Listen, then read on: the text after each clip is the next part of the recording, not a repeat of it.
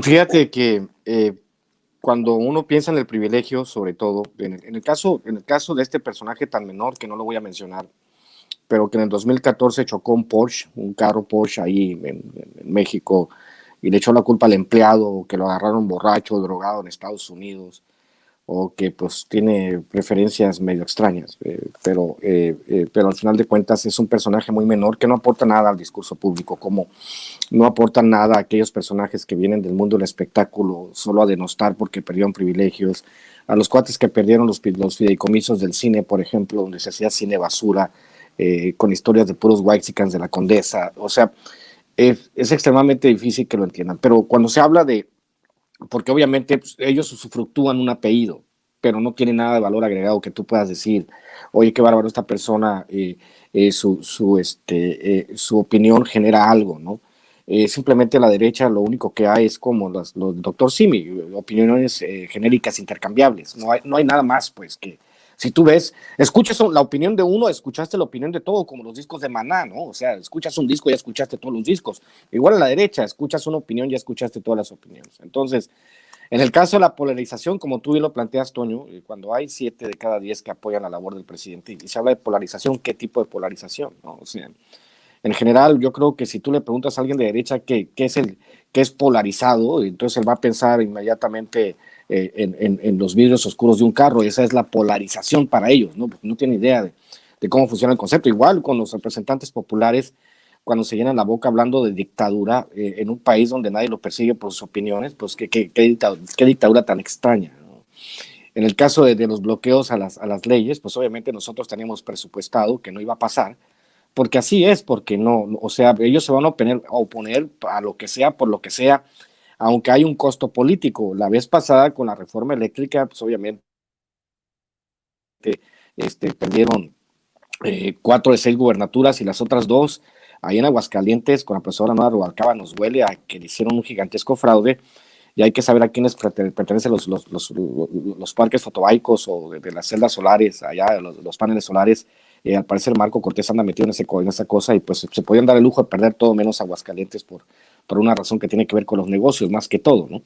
Entonces, cuando se habla de polarización en un país que no está polarizado, simplemente la derecha se quedó con la mayoría de los medios de comunicación y sufren al saber que hay medios como este alternativos que están ofreciendo y que tienen mucho más rating que los medios convencionales, a pesar de que los medios convencionales siguen liderando en televisión abierta, pero la televisión abierta también es una característica que va desapareciendo. Tenemos no sé, una revolución de terciopelo, no sé cómo llamarla, una revolución de los medios de comunicación en México que está empujando una narrativa totalmente diferente a la que cuentan ellos. El problema es que no han entendido esa parte, no han modernizado el discurso, no han entendido que si todos siguen con esta, hay que ver nada más los porcentajes electorales, por ejemplo, para la elección del Estado de México. Morena les dobletea, les tripletea, ¿no? O sea, en el caso de que vayan en alianza, es nomás 2-1. En caso de que no vayan en alianza, vayan solo, los partidos van a perder 3-1. Esa es, digamos, la efectividad del discurso de la oposición.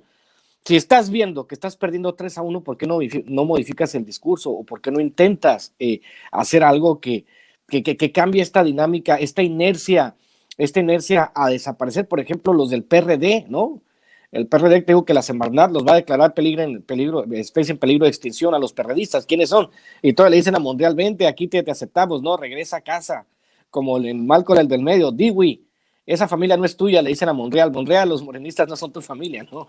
O sea, básicamente son personas que no han entendido que no existe tal polarización cuando está 7-3 o 8-2. O sea, ya se acabó.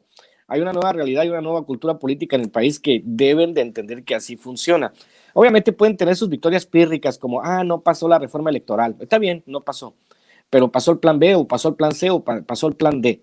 Ahorita han de estar Lorenzo Córdoba y todos ellos con los nestos en el cogote porque saben que se viene una fiscalización y si la unidad de inteligencia financiera hace auditorías al INE, igual puede ser este amigo de Cerón y Andrés Roemer allá en Israel, Lorenzo Córdoba, después de que termine, porque no va a haber lugar donde todos estos cuates se puedan esconder.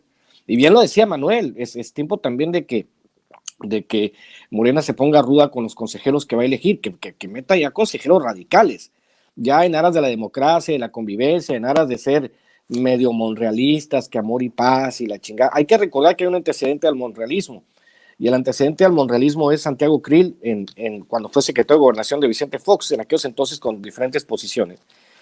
Pero Vicente Fox al principio, cuando no se había vuelto loco, que quería chingarse al PRI, o sea, dice, no, vamos sobre el PRI. Y Santiago Krill le dijo, no, hay que negociar, hay que todas las fuerzas políticas. Y lo tiró Santiago Krill y los priistas se lo chamaquearon sabroso. Se lo chamaquearon sabroso.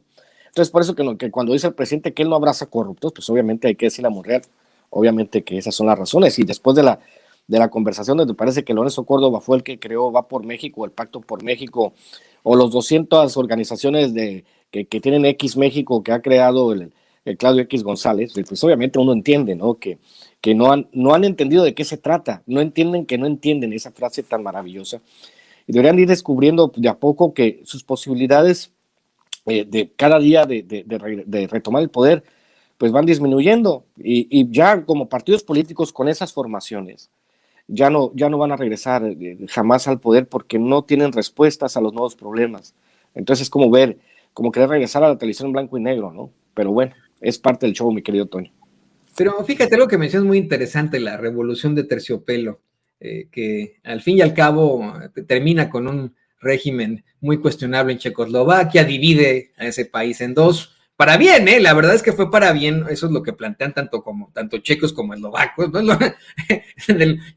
Conozco muy pocos checos y eslovacos, pero siempre me dicen eso, ¿no? Ay, pues fue para bien, ¿no? Esta división.